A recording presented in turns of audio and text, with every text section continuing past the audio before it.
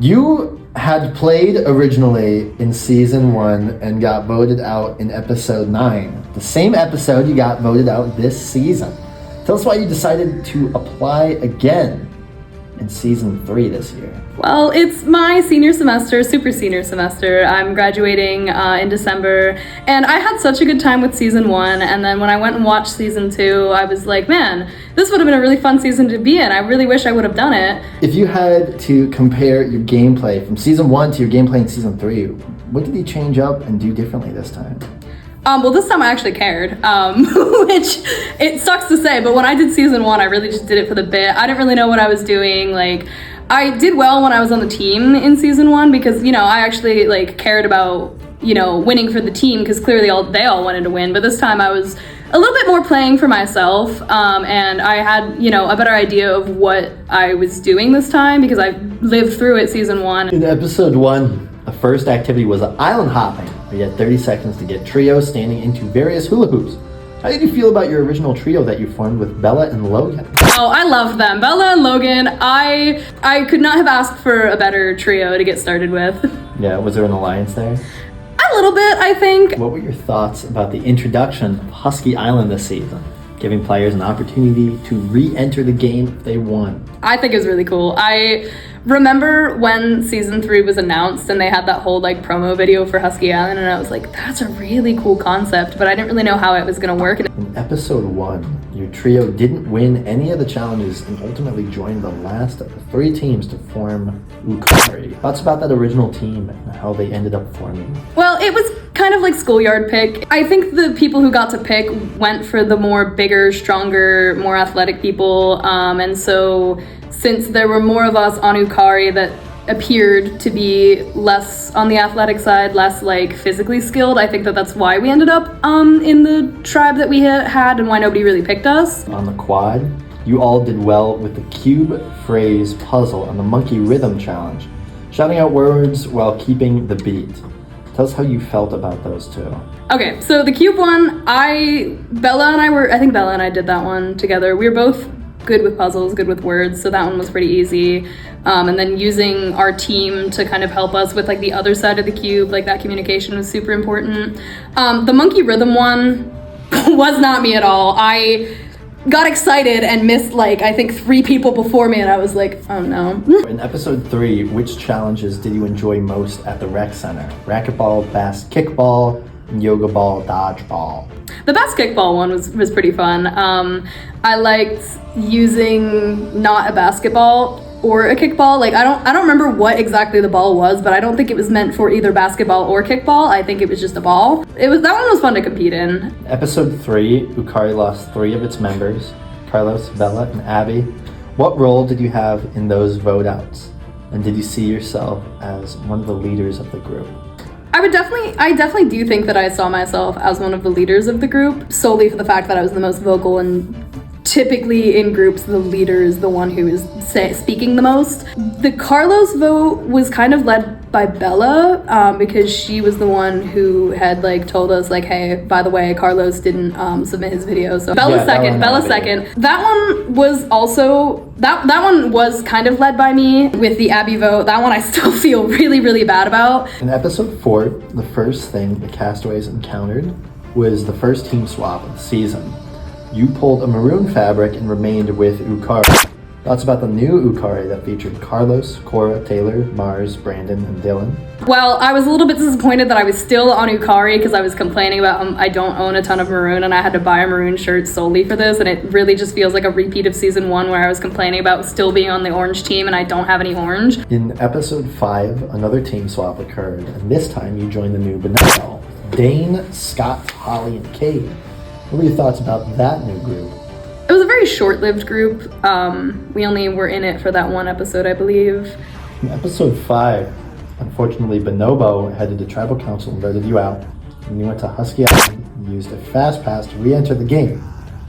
Tell us how and when you found that Husky Island fast pass. We were given an opportunity at the beginning of before the game even started, to do a fun little dance move to get an advantage. In episode 6, at the sports field, you and Silas returned the game from Husky Island, and in another twist, were put together to form the 5th team of the season, orange. What were your thoughts about this new twist and that team of 4? I think when that was announced, I was like, oh, you're actually joking. Episode 6 was a rough one for Orange, as they lost all their members one after another until you were the sole survivor. Tell us what happened with the tire crawl relay, and why didn't you have Silas perhaps take one of the tire tasks? I thought that I could get the tire. I thought that whoever was running, I thought, they'd be pretty quick. They'd come back. We'd get one of the smaller tires. We didn't get the biggest tire, which was good. Jay could not lift the tire, and that haunts me to this day. Well, the reason that I went for Silas was because I was thinking very much far ahead in the future of he's gonna be more of a threat down the line when we're actually competing physically. So I was like, if we're gonna get rid of him, now's the time to do it. In the same volleyball court challenge, you, Court, and Olivia struggled to return the beach ball to your opposing teams. Any thoughts? The sand was hard to move in. I had sand in my shoes for weeks and weeks and weeks after that. I think that we all kind of were just getting tired. In episode 7, how did you approach the voting process with 19 players all attending tribal council together for the first time? I was trying to get my name out of the pool, but it's definitely a new experience to once you go from voting on your little tiny teams to having to talk to everyone and trying to figure out who's the most loyal to their original people and who's gonna be the first to break off and actually talk to you, and you have to make these new connections. In episode 7, in the wee hours of the morning, the remaining players competed in the Circle of Doom with the skulls in the middle. What was your strategy in the challenge to stay alive and figure whodunit? I was trying to listen for people, which I know was a lot of people's strategies, was just trying to listen, figure out where people, where you can hear clothing swishing around, but I think I just picked the wrong person and I had to go, so wasn't really much of a strategy there. It was getting late at night.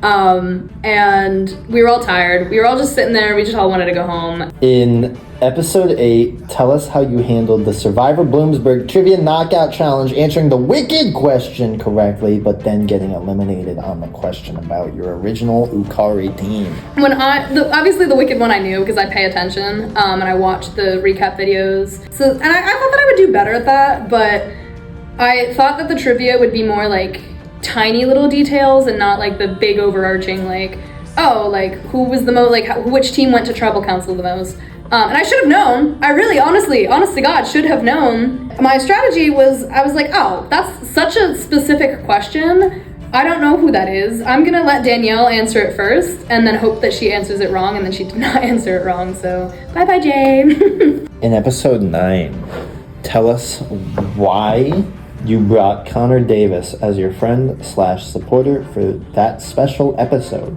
What you enjoyed about having them participate with you. Well, I've known Connor for a while. We worked together at Ding Tea, and he started around the same time that I had started. And so we've had enough shifts together that we're pretty good at communicating, and we talk a lot. And we also have a class together this semester, so I've been every week we have the class right before I have to leave for Survivor. The class is still 6:15, and then I leave from class to go to Survivor. So at the start of class, I'd be telling him about I'm excited for Survivor tonight. Here's what I think is gonna happen. And then it came down to the friends and supporters. And I was thinking who could I ask? Who could I bring? Because I was I need somebody that's athletic. I need somebody that will be more able to do the athletic challenges. And so I'm gonna ask Connor. He was very excited to do it. And I'm really glad that he did because he was doing so well. And honestly, I think he had a great time. In episode 9, tell us about the Croquet Mallet Domino Balance Challenge and your strategy with Connor. Well, Connor held the mallet, and he did good at holding the mallet. He kept it pretty still. In the end, it was Jay who fumbled, of course. What's new?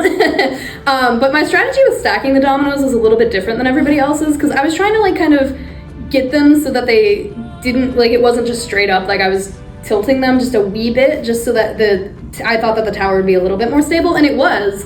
But then I started not really, I guess kind of panicking towards the end because it was you had to I had to fix the tower a couple of times, move it on, and we only had like a limited amount of time to put the dominoes on, so they started getting a little more wonky, and then I ended up bumping it at the end, so that was unfortunate. In episode 9, you used the Grivet Necklace Bandit advantage and secretly stole Holly and Angel's immunity necklace they had just worked so hard to earn. What prompted you to put that into play and ultimately convince the rest of them to vote Holly out of the game? I did none of the convincing of them wanting to vote Holly. That was just the conversation that was happening, and they were like, well, if they were planning, because they didn't like the way that Holly kind of took the initiative when we were waiting for that challenge. She was like, well guys, we gotta start talking about who we're gonna vote out, and she was like putting a couple ideas in people's heads, but people were talking to me about how they didn't like that and how they wanted Holly to go because they didn't really trust her. And so I knew that I had this advantage, and I was thinking about it, and I was like, I'm gonna use it because it's a fun thing, and what if nobody uses it? Now that you are the 8th member of this season's jury, what are you looking for in the winner? What will you be basing your decision on come finale night as you vote for someone to win? Well, I know who I want to win. And if this person makes it to Final 3, obviously my vote's going for them. I don't need to know anything else about their game. That's who I'm voting for. But in the chance that that is not the case, I think the thing I'll mainly be looking for is who played the best game. More towards the social aspect of it and like the big moves that were played. And if there were any like moves or conversations that happened that I like wasn't aware of, that I'd like that to be brought to light, so I know like, oh, like you might not have looked like you were playing as strong of a game, but you actually were behind the scenes doing a lot more of the like string pulling, so that's kind of what I'm looking for. What did you learn about yourself by participating in Survivor Bloomsburg Season 3? I learned that I'm a good leader, I'm a good actor, I'm good at telling people what they want to hear, and being able to like weasel my way into like making connections with people and using that to my advantage. But I also learned that I like talking to people and I like meeting people, and that I'm not a sore loser at all. Like I'm leaving this season, like I left that night smiling. What do you feel makes the Survivor Bloomsburg experience so unique and fun to do or even watch as a spectator?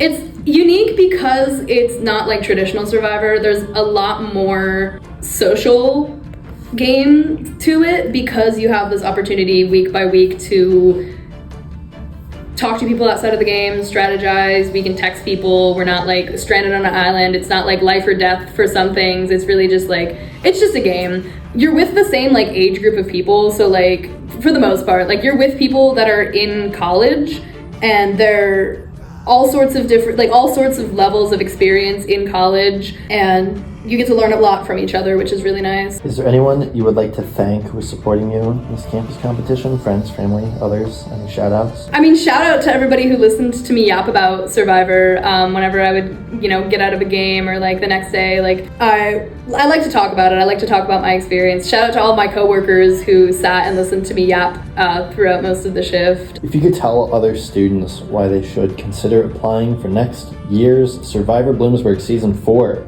what would you tell them? I say do it. I say it is a great experience. It is a great opportunity to learn about yourself and about others, whether you're a freshman just coming in or whether you're a senior about to leave. You're never gonna have another chance to do something like this unless you go to like Real Survivor or if you go somewhere else that has a similar program to this. So it's a very special opportunity. Any final thoughts? I had a great time with it. To anybody that I screwed over in the game or anybody that felt they did not enjoy their experience with me, or anyone that you aren't sure if I was being fake to you in the game and that I don't actually like you, the answer is no. Everybody in the game I really liked, and everybody that I got to talk to I had a great time with. And now that I'm not playing the game anymore, you can come talk to me, we can have a nice conversation, and you don't have to have that premise of like, oh, she's scheming against me, she just wants to get to know me. Now I do want to get to know all of you. Don't let the way that I played the game affect your views on me. Like, yeah, that's how I played the game. I was being fake, I was being an actor, I was lying a lot, I was making big moves and going behind people's back and backstabbing, but now that that's all over, let's all be friends. And if you don't want to be friends, that's fine too.